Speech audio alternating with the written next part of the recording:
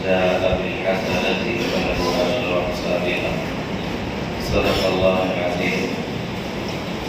محترم سامعین کرام، آج کی تراویح میں 7ویں پارے کا آخری کون پارہ اور 8ویں پارے کا ابتدائی نصف پارہ پڑھا گیا، اور آج کی اس تلاوت میں سورہ انعام کی تلاوت کی گئی۔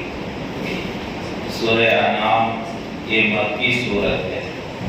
اس سے پہلے سورہ بقرہ، آل عمران وغیرہ جو صورتیں ہم سن رہے تھے وہ مدنی صورتیں تھیں۔ سورہ انعام یہ مکی صورت ہے، یعنی ہجرت سے پہلے نازل ہونے والی صورت ہے، اور اس صورت کی ایک خصوصیت یہ ہے 3 آیتوں کے علاوہ باقی پوری صورت اللہ نے ایک ہی مرتبہ نازل فرمائی ہے۔ یہ پوری صورت اس کے مضمون متواتر ہیں، اور پوری صورت سوائے 3 آیتوں کے اللہ نے ایک ہی مرتبہ میں نازل فرمایا ہے۔ اور اس کی خصوصیت یہ بھی علماء نے بیان فرمائی ہے کہ خود حضور پاک صلی اللہ علیہ وسلم نے ارشاد فرمایا، جب سورہ انعام کو نازل کیا جا رہا تھا، جب اس کی وحی کو لے کر آیا گیا، تو اس وقت میں سورہ انعام کو لے کر آنے میں جبرائیل علیہ السلام کے ساتھ 70,000 فرشتوں کو بھی اللہ نے بھیجا تھا۔ تو سورہ انعام کی یہ خصوصیت ہے کہ اس کو لے کر 70,000 فرشتے آئے تھے، اور اس کو اللہ نے حضور پاک صلی اللہ علیہ وسلم پر اتارا، اور پوری صورت ایک ہی وقت میں اللہ نے اس کو نازل فرمایا۔ چونکہ مکی صورت ہے تو مکی صورتوں میں توحید، رسالت اور آخرت انہی 3 عنوانوں پر اکثر گفتگو کی گئی ہے، اس لیے کہ مکی زندگی میں احکامات ابھی نازل ہونا شروع نہیں ہوئے تھے، بلکہ اسلام کے بہت سارے احکام ایسے ہیں جو مدنی زندگی میں ہجرت کے بعد جب حضور پاک صلی اللہ علیہ وسلم مدینہ تشریف لائے اس وقت اللہ نے احکامات نازل فرمائے، چاہے وہ شراب کا حرام ہونا ہو، چاہے وہ پردے کی فرضیت ہے، روزے کی فرضیت ہے، حج کی فرضیت ہے۔ بہت سارے احکامات ایسے ہیں جو مدینے میں اللہ نے اتارے ہیں اور مدینے میں وہ احکام نازل کیے گئے۔ مکی زندگی میں جو قرآن نازل ہوا ہے اس میں اکثر و بیشتر حصہ وہ اللہ کی قدرت اور اللہ کی طاقت اور اللہ پر ایمان لانے کا انجام اور اللہ کی گئے باتوں کو اور اللہ کے نبی کی باتوں کو انکار کرنے کا کیا انجام ہوگا اس کا تذکرہ کیا گیا ہے، اور نبیوں کی نبوت اور رسالت کا تذکرہ کیا گیا اور آخرت کا تذکرہ کیا گیا۔ تو مکی صورتوں میں یہ 3 عنوان اکثر ہے، توحید ہے، رسالت ہے اور آخرت ہے۔ چونکہ یہ صورت بھی سورہ انعام جس کی تلاوت کی گئی یہ صورت مکی ہے، تو اس میں بھی اکثر مضامین وہ توحید سے متعلق اللہ نے بیان فرمائے ہیں۔ تو ابتدا اس صورت کے اللہ تبارک و تعالیٰ فرماتے ہیں الحمدللہ الحمدللہ الذی، تو ابتدا میں اللہ تبارک و تعالیٰ فرماتے ہیں تمام تعریفیں اللہ کے لیے ہیں۔ الحمدللہ، حمد کہتے ہیں تعریف کو، تو تمام تعریفیں اللہ کے لیے ہیں۔ اللہ نے اس بات کو یہاں پر بیان فرمایا ہے۔ حمد اور اللہ کی تعریف یہ اللہ کا حق ہے اور اللہ کو پسند ہے۔ اللہ کو یہ پسند ہے کہ اسی کی تعریف کی جائے، اس کے علاوہ کسی کی تعریف نہیں کی جائے، اور حق بھی یہی ہے کہ ہم ہر کام میں اللہ ہی کی تعریف کریں، اس لیے کہ ہر کام وہ اللہ ہی کے حکم سے، اللہ ہی کے مرضی سے ہوا ہے۔ اللہ کے مرضی کے بغیر کوئی کام، کوئی چیز ہو نہیں سکتی۔ اللہ نے جتنی مخلوقات ہمیں نظر آ رہی ہیں ان تمام مخلوقات کو پیدا کرنے والے اللہ ہیں، ان کی ضرورتوں کو پورا کرنے والے اللہ ہیں، نفع پہنچانے والے اللہ ہیں، نقصان سے بچانے والے اللہ ہیں، زندگی دینے والے اللہ ہیں، موت دینے والے اللہ ہیں۔ جو کچھ ہوا وہ اللہ نے کیا، اور قیامت تک جو کچھ ہوگا وہ اللہ ہی کریں گے۔ جو ہو رہا ہے وہ اللہ ہی کے مرضی سے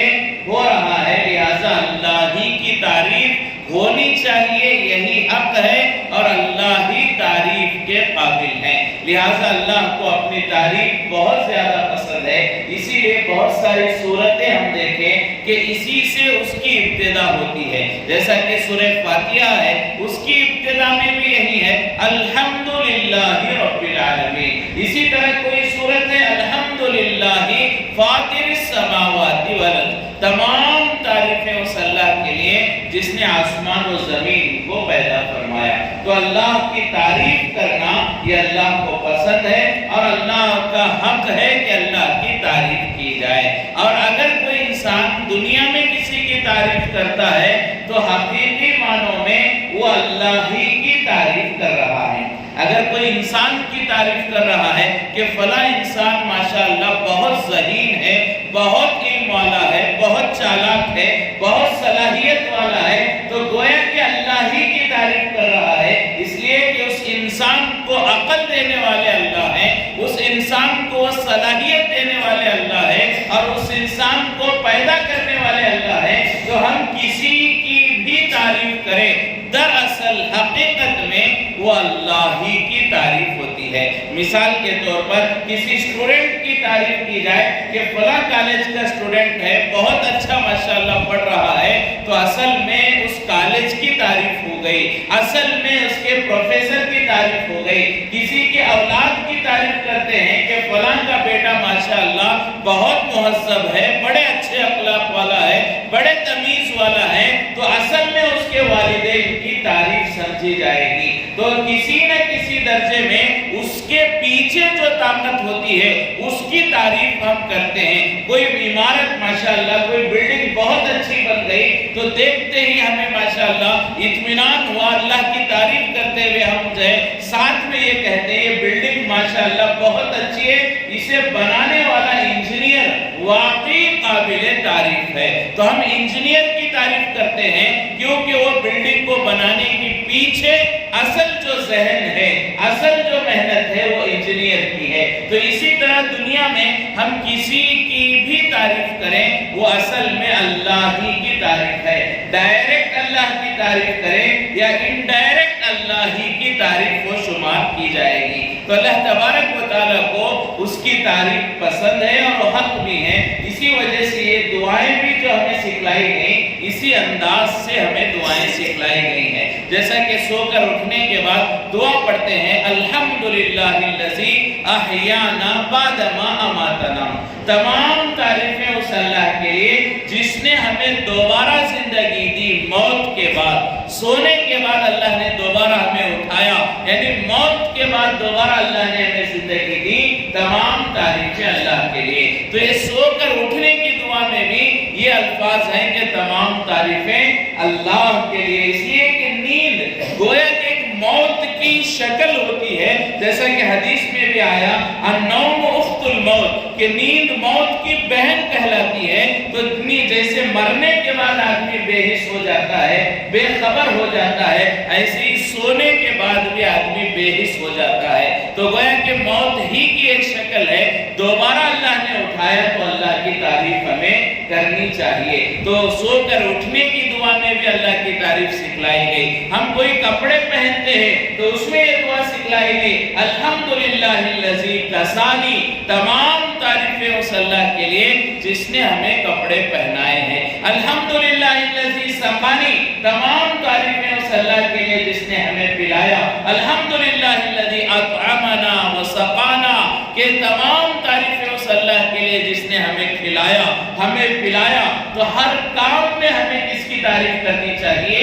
وہ اللہ کی تعریف کرنی چاہیے۔ ان صورتوں میں اللہ الحمدللہ کا لفظ لا کر ہمیں بتا رہے ہیں کہ اے انسانو، اے میرے بندو، ہر کام میں میری تعریف کرو، ہر کام میں میرے فضل کا اقرار کرو، ہر کام میں میرے تعریف کے جملے اختیار کرو، میری شکایت اور شکوے نہ کرو۔ ہر حال میں ہمیں اللہ کا فضل ہے، اللہ کا کرم ہے، یہ کہنے کی عادت ڈالنی چاہیے۔ کوئی بھی حال ہو، کوئی پوچھے کیسی ہے طبیعت، ہم کہیں اللہ کا کرم ہے، اللہ کا فضل ہے۔ کاروبار کیسے چل رہا ہے؟ اللہ کا فضل ہے۔ جب اللہ کی تعریف کریں گے اللہ اس چیز میں برکت دیں گے، اور اگر ہم شکایت کریں گے اللہ وہ نعمت ہم سے چھین لیں گے۔ اللہ کا یہ اصول ہے، جب کوئی آدمی ناشکری کرتا کرتا ہے اور ناقدری کرتا ہے، شکایت کرتا ہے، اللہ اس نعمت سے محروم کر دیتے ہیں۔ لَإِن شَكَرْتُمْ لَأَزِيدَنَّكُمْ، میرا شکر ادا کرو گے، میری تعریف کرو گے، میں نعمتوں میں اضافہ کروں گا۔ وَإِن كَفَرْتُمْ، اور اگر تم میری ناشکری کرو، إِنَّ عَذَابِي لَشَدِيدٌ، میرا عذاب بڑا سخت ہے۔ تو ہمیں ہر کام میں جو ہے اللہ کی تعریف کرنی چاہیے، لیکن آج ہمیں دیکھنے میں آتا ہے ہزار نعمتیں اللہ کی ہم لے رہے ہیں، استعمال کر رہے ہیں، پھر بھی اللہ سے ناراض ہوتے ہیں۔ ہمیشہ اللہ سے ناراضگی، کیا میں ہی ملا تھا آزمائش کے لیے؟ کیا میرا ہی کاروبار ملا تھا جو ہے کمزوری کے لیے، ٹھپ پڑنے کے لیے؟ کیا میں ہی ملا تھا کہ میں بیمار ہو گیا؟ یہ اس طرح کے جو الفاظ ہیں یہ اللہ کو ناپسند ہے۔ ہمیں عادت ڈالنی چاہیے جس حال میں بھی اللہ ہمیں رکھے ہم اللہ کی تعریف کریں۔ معلوم نہیں اس حال میں اللہ کی کیا مصلحت ہے اور کون سا خیر اللہ ہمیں اس حال میں دینا چاہ رہے ہیں، تو ہمیں اللہ کی تعریف کرنا چاہیے، اور اللہ کی تعریف اللہ کو پسند ہے، اور حقیقی معنوں میں اللہ ہی تعریف کے قابل ہیں۔ تو اللہ تبارک و تعالیٰ نے فرمایا الحمدللہ، اس سورت کے سورہ نام کی ابتدا فرمایا تمام تعریفیں اللہ کے لیے، الذی، جس نے، خلق السماوات والارض، جس نے آسمانوں اور زمینوں کو پیدا فرمایا۔ اللہ یہاں سے ایمان کو بتلا رہے ہیں، توحید کو بتلا رہے ہیں کہ اللہ نے آسمانوں اور زمین کو پیدا فرمایا ہے۔ تو گویا کہ اس میں علماء بیان فرماتے ہیں اللہ نے اتنی بڑی مخلوق پیدا فرمایا، آسمان جیسی مخلوق، اتنا بڑا آسمان، کتنا بڑا آسمان ہے؟ فرمایا کہ دنیا سے کئی گنا زیادہ بڑا سورج ہے، اور وہ سورج آسمان کے سامنے ایسا ہے جیسا کہ بڑے چٹیل میدان میں ایک سکہ، ایک کوئن یا ایک انگوٹھی ڈال دی گئی۔ علماء فرماتے ہیں کہ پورے ستاروں کو اور چاہے چاند کو اور سورج کو پہلے آسمان میں ڈال دیا جائے تو ایسا لگے گا جیسے بڑے میدان میں ایک انگوٹھی پھینک دی گئی ہو، اور اگر ان تمام چیزوں کو اور پہلے آسمان کو ملا کر دوسرے آسمان میں ڈال دیا جائے تو ایسے لگے گا جیسے ایک بڑے میدان میں ایک انگوٹھی پھینک دی گئی، اور ان تمام چیزوں کو اور دوسرے آسمان کو ملا کر تیسرے آسمان کے اندر ڈال دیا جائے تو ایسے لگے گا جیسے ایک بڑے میدان میں ایک انگوٹھی جو ہے پھینک دی گئی ہو۔ یہ چاند، سورج، ستارے، پھر اس کے بعد یہ 6 آسمان، پورے 6 آسمان اور یہ تمام بڑی مخلوقات 7ویں آسمان میں ڈال دیے جائیں تو ایسے لگے گا جیسے بڑے میدان میں ایک انگوٹھی پھینک دی گئی ہو۔ تو اتنے بڑے بڑے آسمانوں کو پیدا کرنے والے اللہ کتنے بڑے ہوں گے، اللہ کی قدرت کتنی بڑی ہوگی، اللہ کی عظمت کا کیا اندازہ ہم لگا سکتے ہیں۔ تو اللہ تبارک و تعالیٰ نے فرمایا کہ میں نے آسمان کو پیدا فرمایا۔ آسمان ایک بہت بڑی مخلوق ہے۔ علماء فرماتے ہیں، کوئی پکی حدیث کی بات نہیں ہے، لیکن بعض علماء یہ بیان فرماتے ہیں کہ آسمان کی لمبائی اور چوڑائی اس کا تو علم نہیں ہے۔ آسمان کتنا لمبا ہے، کتنا چوڑا ہے، اس کا تو صحیح علم نہیں ہے، لیکن بعض علماء فرماتے ہیں آسمان کی جو موٹائی ہے، لمبائی چوڑائی نہیں، آسمان کی موٹائی اس کنارے سے لے کر آسمان کے اس کنارے تک یہ فاصلہ اتنا ہے کہ ایک عربی گھوڑا، عربی النسل، اس لیے کہ عربی گھوڑے رفتار میں بڑے مشہور ہوتے ہیں، اگر عربی گھوڑا آسمان کے اس کنارے سے دوڑ لگائے 500 سال کے بعد اس کنارے کو پہنچے گا۔ یہ آسمان کی موٹائی ہے، لمبائی چوڑائی کا تو اندازہ اللہ ہی کو معلوم ہے۔ تو اللہ فرماتے ہیں ایسے آسمانوں کو اللہ نے پیدا فرمایا، زمین کو اللہ نے پیدا فرمایا، آسمان اور زمین کے درمیان جتنی مخلوقات ہیں ان تمام مخلوقات کو اللہ نے پیدا فرمایا۔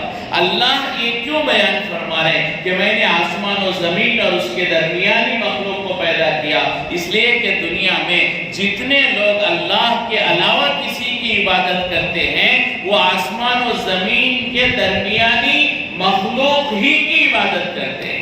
جتنے لوگ عبادت کرتے ہیں وہ انہی کے درمیان کسی مخلوق کی عبادت کرتے ہیں۔ کوئی درخت کی عبادت کر رہا ہے، کوئی کوئی پتھر کی عبادت کر رہا ہے، کوئی سورج کی عبادت کر رہا ہے، کوئی چاند کی ستاروں کی عبادت کر رہا ہے، تو جتنے لوگ اللہ کے علاوہ کسی اور مخلوق کی عبادت کرتے ہیں وہ زمین و آسمان کے درمیان کی مخلوقات کی جو عبادت کرتے ہیں، تو اللہ ان کو سمجھا رہے ہیں جن چیزوں کی تم عبادت کر رہے ہو وہ خالق نہیں ہے، میں نے انہیں پیدا کیا، وہ اپنے پیدا ہونے میں میرے محتاج ہیں، میں نے انہیں پیدا کیا اور تمہیں پیدا کیا، تو تم ان کی عبادت کر رہے ہو تو شرک میں، گمراہی میں، ضلالت اور اندھیروں میں ہو، اصل میں خالق تو میں ہوں۔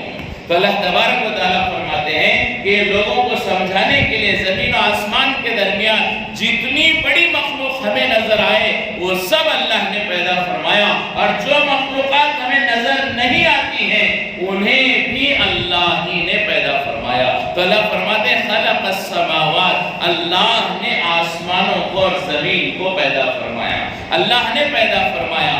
انسان بھی بعض چیزوں کو بناتا ہے لیکن اللہ خالق ہے، انسان خالق نہیں ہے، اس لیے کہ انسان کسی چیز کو بناتا ہے تو اس کے لیے کچھ را میٹیریل کی ضرورت ہوتی ہے، کچھ مشینریز کی ضرورت ہوتی ہے، کچھ لوگوں کی اور کچھ اسباب کی ضرورت ہوتی ہے، لیکن اللہ تو ایسے ہے کہ اللہ نے آسمان کو بغیر نمونے کے پیدا کیا، اللہ کو کسی را میٹیریل کی ضرورت نہیں ہے، اللہ کو کسی پلاننگ کرنے والے کی ضرورت نہیں ہے، اللہ کو کسی لیبر کی ضرورت نہیں ہے، اللہ نے یہ مخلوقات بنائی اپنے حکم کن فیکن کے ذریعے سے بنائی ہے۔ ایک اللہ کا حکم آسمان بن گیا، ایک اللہ کا حکم زمین بن گئی، ایک اللہ کا حکم ستارے بن گئے۔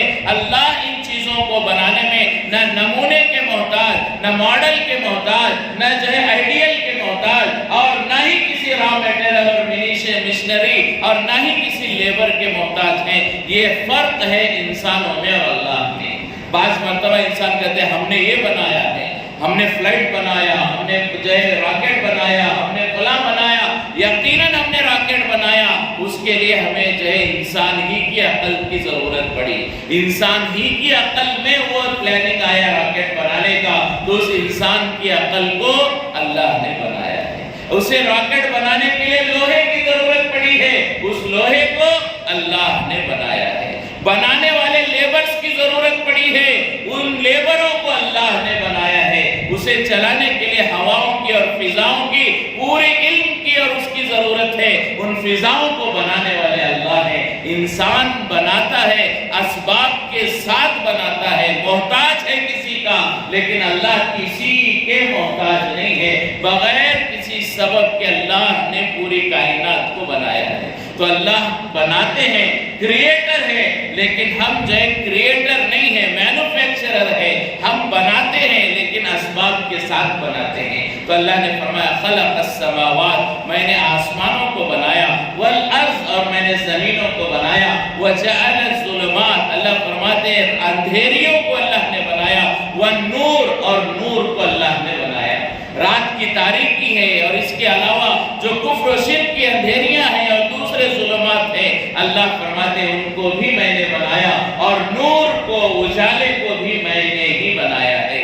اس میں علماء فرماتے ہیں اندھیریوں کا لفظ جمع میں لایا گیا، سنگولر نہیں لائے گا، پلورل لائے گا، ظلمات، اندھیریاں، اور نور کا لفظ سنگولر لایا گیا، واحد لایا گیا۔ کیا مطلب ہے کہ بھٹکنے کے، گمراہی کے ہزاروں طریقے ہو سکتے ہیں، ہدایت کا ایک ہی طریقہ ہے، ایک ہی راستہ ہے، وہ حضور پاک صلی اللہ علیہ وسلم کی شریعت ہے۔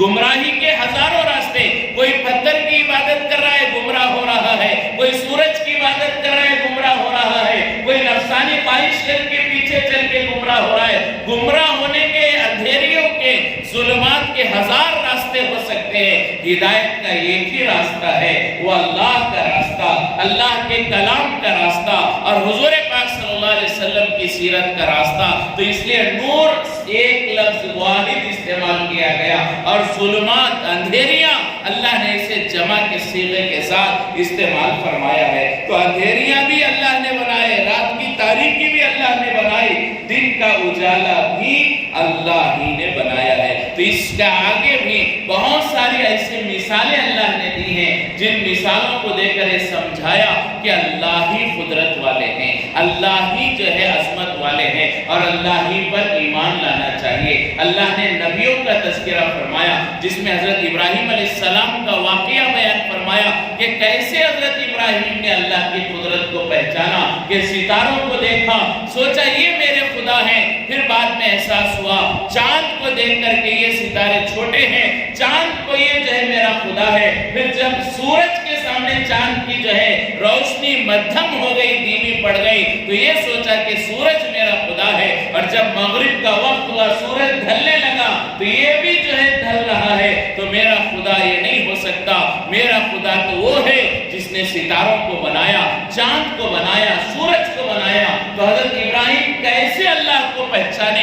اللہ نے وہ پورا واقعہ آج کی تراویح میں جو حصہ پڑھا گیا اس میں بیان فرمایا۔ تو اللہ نے اس سورت میں سورہ انعام میں اکثر ایمان کی علامتیں اور ایمان کی نشانیاں اور اللہ کو پہچاننے کے راستے بیان فرمائے، اور ایک جگہ اللہ تبارک و تعالی ارشاد فرماتے ہیں، گویا کہ ایک شکایت کے انداز میں اللہ فرماتے ہیں کیا ہو گیا انسانوں کو، اتنی نشانیاں میرے آئیں پھر بھی میرے اوپر ایمان نہیں لاتے۔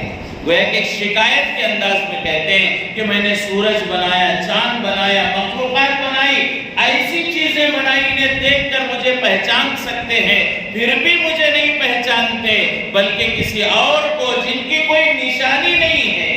درخت کی کیا نشانی ہوگی، سورج کی کیا نشانی ہوگی جس کو دیکھ کر اس کی عبادت کی جائے؟ تو اللہ ایک شکایت کے انداز میں بیان کرتے ہیں، مجھے چھوڑ کر دوسروں کی جو عبادت کرتے ہیں، ایسوں کی عبادت کرتے ہیں کہ ان کا خدا ہونا سمجھ میں آتا ہی نہیں ہے، وہ خدا ہو ہی نہیں سکتے، اس کے باوجود ان کی عبادت کرتے ہیں۔ میں حقیقت میں خدا ہوں اور میرے خدائی کے کرشمے ہر جگہ پر پھیلے ہوئے ہیں، اس کے باوجود میری عبادت نہیں کرتے۔ تو اللہ نے یہ گویا کہ شکایت کے انداز میں بیان فرمایا۔ تو اللہ تبارک و تعالیٰ نے یہ نشانیاں بیان فرمائی۔ ہمیں چاہیے کہ اللہ کی قدرت کو دیکھ کر، اللہ کی بنائی ہوئی مخلوقات کو دیکھ کر اللہ کی قدرت کو پہچاننے کی فکر کریں اور غور و تدبر کرنے کی فکر کریں تاکہ ہمارے ایمان میں اضافہ ہوتا رہے۔ اللہ تبارک و تعالیٰ ہم تمام کو اللہ کی ذات پر، اللہ کے صفات پر ایمان کامل نصیب فرمائے، 100% اللہ پر ایمان رکھنے کی توفیق نصیب فرمائے، اور جس حال میں بھی اللہ ہمیں رکھے ہر حال میں اللہ کی تعریف کرنے اور اللہ کا شکر ادا کرنے کی اللہ ہمیں توفیق نصیب فرمائے۔ اللہ کی ناشکری کرنے اور اللہ کی شکایت کرنے اور اللہ سے ناراض ہونے سے اللہ ہم سب کی حفاظت فرمائے۔ اللہ ہم سب کو جو کچھ پڑھا گیا، سنا گیا، کہا گیا، اللہ ان چیزوں پر عمل کرنے کی توفیق نصیب فرمائے۔ وآخر دعوانا الحمدللہ۔